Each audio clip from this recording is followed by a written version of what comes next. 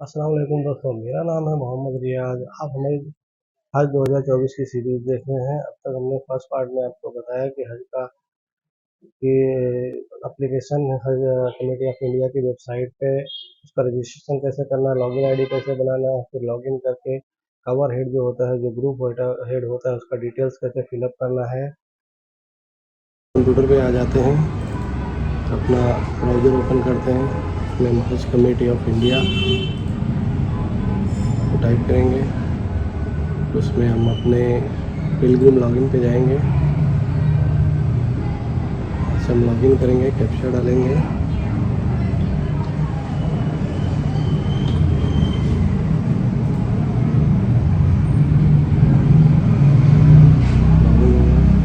हमारा लॉगिन हो गया। फर्स्ट पार्ट हमने भर दिया था कवर हेड का। अब हम सेकंड पिलग्रिम या जो 4 हो सकते हैं मैक्सिमम, मतलब 5 में से एक कवर हेड होएगा और 4 अपने साथी जो रहेंगे कवर हेड के, तो उसमें से हम जो कवर हेड के अलावा जो हैं अपने साथी जो रहेंगे उसके कवर हेड के, उसका कैसे फिलअप करना है वो आज हम देखने वाले हैं। तो हमको पिलग्रिम यहाँ पे जितने भी रहेंगे उतने 1 2 3 4 तक दिखाएगा। यहाँ पे हमने एक ही रखा है, तो हम ये पिलग्रिम पे क्लिक करते हैं तो यहाँ डिटेल आ जाएगा। तो ये सिंपल सा है। यहाँ पे लिखा हुआ है applicants detail as per international passport. तो जो भी डिटेल आपको डालना है आपके पासपोर्ट के हिसाब से डालना है। तो सबसे पहले यहाँ पासपोर्ट फिलअप करना है आपको, फिर उसके बाद प्लेस ऑफ इशू, कौन सी जगह से इशू हुआ है आपका पासपोर्ट, फिर कौन सी डेट में का आपका पासपोर्ट इशू हुआ था जब बना था, फिर उसकी एक्सपायरी डेट क्या है, वैलिडिटी कब ख़त्म हो रही है, तो वो है। फिर आपका अपना नाम, फिर मिडिल नेम, सर नेम, फिर आपको डेट ऑफ बर्थ डालना है जो भी आपका है, डेट एज ऑटोमेटिक वो कैलकुलेट कर लेगा। फिर प्लेस ऑफ बर्थ, कहाँ पे आपका जन्म हुआ है। फिर जेंडर में यहाँ पे आप देख सकते हैं कवर हेड में सिर्फ मेल ही दिखा रहा था, अभी यहाँ पे 3 आइटम दिखा रहे हैं, मेल, फीमेल एंड अदर्स। तो जो भी मेल फीमेल के अलावा लोग लिखते हैं अपना जेंडर, वो सब अदर्स में जाएंगे। तो आप इसमें मेल है तो मेल, फीमेल है तो फीमेल, फीमेल है तो फीमेल।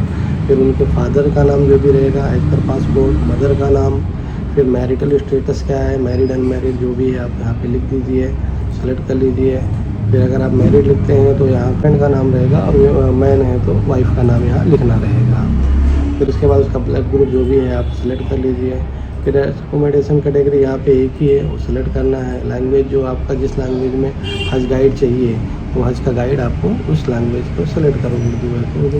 फिर आपकी बीमारी का जो चीज़ें हैं वो आप जो भी आपका है जो चीज़ें वो सिलेक्ट कर लीजिए। प्रेगनेंसी में अगर लेडीज है, अगर प्रेग्नेंट है तो उसका डिटेल यहाँ पे डालना पड़ेगा, यस करके, अदरवाइज नो रहेगा। वैक्सीन में वही जैसे हमने पहले बताया, वैक्सीन का डिटेल आपको डालना है, फर्स्ट सेकंड थर्ड जो भी आपने लिया हुआ है उसका डेट डालना है, डेट ऑफ वैक्सीन टेकन। फिर उसके बाद जो आपका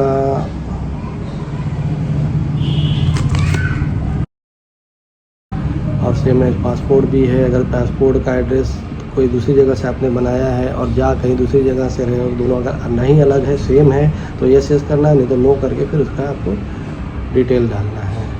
तो एड्रेस प्रूफ का डॉक्यूमेंट यहाँ पे आपको मांग रहा है, तो यहाँ पे जो भी आपको डिटेल डालना है, आधार कार्ड, पैन कार्ड, जो भी आप चीज़, Aadhaar card, voter ID, driving licence, electricity bill, passbook, तो जो आपका डिटेल है तो वो आप यहाँ पे जिसका है, जैसे यहाँ पे आधार कार्ड है तो आधार कार्ड के हिसाब से आप यहाँ एड्रेस डाल दीजिए। स्टेट सेलेक्ट करना पड़ेगा, डिस्ट्रिक्ट पूरा एड्रेस। इम्बार्केशन पॉइंट आप देख सकते हैं यहाँ पे डिसेबल्ड है, क्योंकि एक कवर हेड का जो भी रहेगा उनको एक ही फ़्लाइट से जाना है, एक ही टाइप का, एक ही जगह से जाना है, और वहाँ पे सऊदी में भी उनको एक ही जो है कि बिल्डिंग में उनका जो है कि रिहाइश रहेगी। इसीलिए यहाँ पे सिलेक्शन का कोई ऑप्शन उन्होंने दिया नहीं, जो भी आपने कवर हेड में सिलेक्ट कर लिया वो बस हो गया, उसी पे सब कुछ रहेगा। बाकी डिटेल्स, मोबाइल नंबर वगैरह आप यहाँ पे ऑप्शन वाले डालिए। पिन कोड डालना कंपलसरी है, फर्स्ट मोबाइल, सेकंड नंबर, एक मेन आपका मोबाइल रहेगा और एक आपका अल्टरनेट मोबाइल रहेगा। इन केस ऑफ कि आपका ये मोबाइल नहीं कनेक्ट हो रहा है, नॉट रीचेबल है,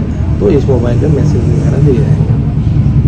फिर एडिशनल इन्फॉर्मेशन है जिसमें आपका ऑक्यूपेशन पूछा जाता है, लेडीज है तो जो भी है जिस तरह का उसका ऑक्यूपेशन है, business, cultivation, doctor, professional, government, इसमें private service, house wife, infant है, रिटायर्ड है, या कुछ अदर्स है जो इस लिस्ट में नहीं है तो आप वहाँ पे डाल सकते हैं। अगर आप अदर डालेंगे तो आपको जो है कि उसका डिटेल देना पड़ेगा।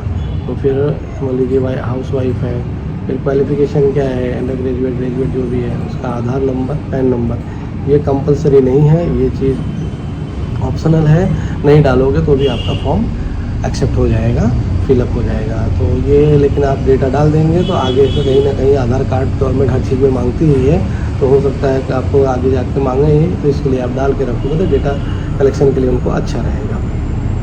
फिर आ गया नॉमिनी डिटेल।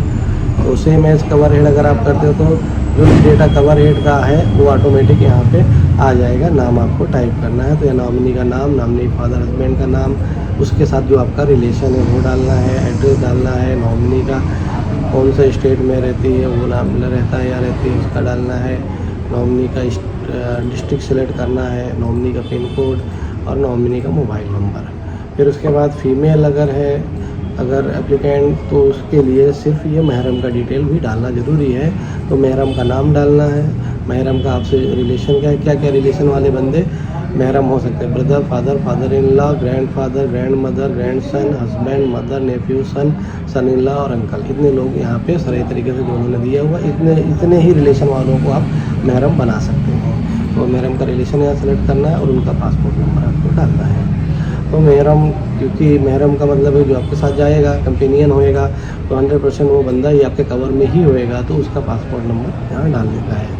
फिर अब बैंक का डिटेल डालना है आपको। बैंक का डिटेल वही है, सेम एज कवर हेड कर देते तो सारा डिटेल ऑटोमेटिक फिलअप हो जाता है, आपको डबल से डालने की ज़रूरत यहाँ पे नहीं है, वो ऑटोमेटिक आपका हो जा रहा है। फिर जो है कि अदर डिटेल्स में पूछता है, रिपीटर के बारे में पूछ रहा है कि अगर आप रिपीट कर रहे हैं तो लेडीज़ को तो किसी हालत में रिपीटर को जो है कि अलाउड ही नहीं है।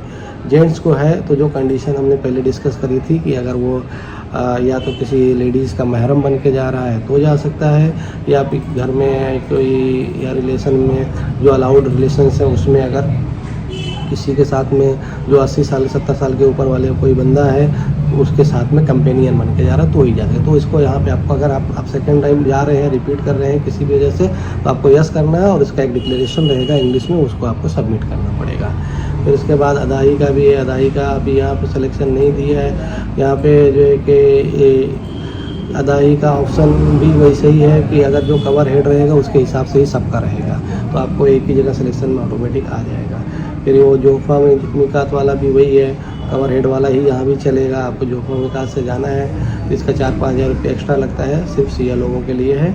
तो सिया, अगर आप सिया हैं और आप जोफा मिकात लेना चाहते हो तो आप इसको यस करिए, आपको हज कमेटी ऑफ इंडिया उस हिसाब से फ़्लाइट अरेंज करेगी, वहाँ पे ले जाएगी और उसके हिसाब से चार्जेस बढ़ेंगे आपके 4,000 रुपये समथिंग, 4 से 5 हज़ार रुपये लगेंगे एज पर SAR में, सऊदी अरेबियन रियाल का जो कीमत रहेगी उसके हिसाब से, ठीक है। फिर इसके बाद जो है कि रूबात की फैसिलिटी के बारे में हमने बात किया था, अब आगे वीडियो में इंशाल्लाह डिटेल्ड बात करेंगे इसके बारे में। अगर रूबात वाले बिल्डिंग्स में आप रहना चाहते हो तो यस नो करिए, ये भी एज पर कवर हेड ही रहेगा, जैसा जो पूरा कवर जो आपका ग्रुप है जाएगा वहीं पे आप जा सकते हैं, चाहे GGL लो चाहे रूबात लो। ये नहीं कि एक कवर में 2 लोग अलग जाएंगे, 2 लोग अलग, ऐसा नहीं, सब साथ में रहेंगे, साथ में फ्लाइट होगी, साथ में वापस आएंगे।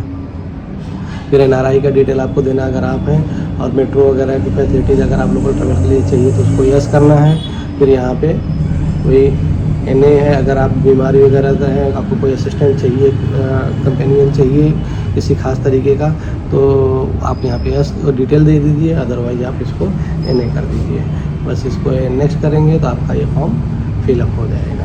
तो ये पार्ट हमारा कंप्लीट हो जाएगा। फिर उसके बाद हमको डॉक्यूमेंट्स अपलोड करना है।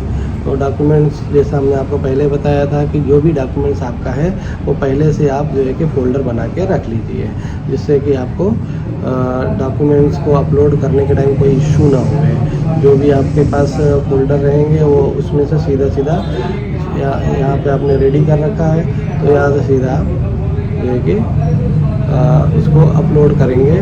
तो आपको बार बार उसको स्कैन करने का और ढूंढने की ज़रूरत नहीं पड़ेगी, एक फ़ोल्डर बना के लीजिए। यहाँ पे जितने भी बंदे रहेंगे उन बंदों का जो फॉर्म यहाँ भरा रहेगा उनका नाम रहेगा, तो एक एक चीज़ आपको चूज करके यहाँ से दे देना है। तो वहाँ से हम यहाँ से जो भी फ़ोल्डर है हमारा वहाँ से ले लेंगे। फिर इसी तरह से पासपोर्ट का फर्स्ट पेज लगेगा, सेकंड पेज लगेगा, लास्ट पेज लगेगा, वो दोनों का डिटेल देना है। एड्रेस प्रूफ जो अगर आपने वहाँ पे आधार कार्ड सेलेक्ट किया तो आधार कार्ड का कॉपी लगेगा। और चेक ये एक ही बार लगेगा, कैंसिल चेक या बैंक पासबुक का डिटेल अगर आपने कवर हेड में डाल दिया तो आपको दूसरी जगह डालने की ज़रूरत है, ये दोनों चीज़ें। फिर इसको सबमिट करना है। फिर उसी तरह से आपको सेकंड पिलग्रिम सेलेक्ट करना है और उसका भी उसी तरीके से डिटेल आपको सारी चीज़ें जेपीजी फॉर्मेट में आपको अपलोड कर देनी है। उसके बाद ये सब। तो ये थी आज की वीडियो। उम्मीद करता हूँ ये वीडियो आपको इन्फॉर्मेटिव लगेगी, इससे आपको फ़ायदा पहुँचेगा। इस तरह की और भी वीडियो देखने के लिए हमारे चैनल को सब्सक्राइब कर लीजिएगा, बेल आइकन को दबा दीजिए, जैसे जैसे हमारी नई नई वीडियोज़ आएंगी हज के बारे में या दूसरी चीज़ें इन्फॉर्मेशन के बारे में, आपको उसका नोटिफिकेशन मिल जाएगा, जिससे जल्द जल्द वो आप वीडियो देखें, उससे फ़ायदा उठाएं। तो आज के लिए हमें दीजिए इजाज़त। अस्सलाम।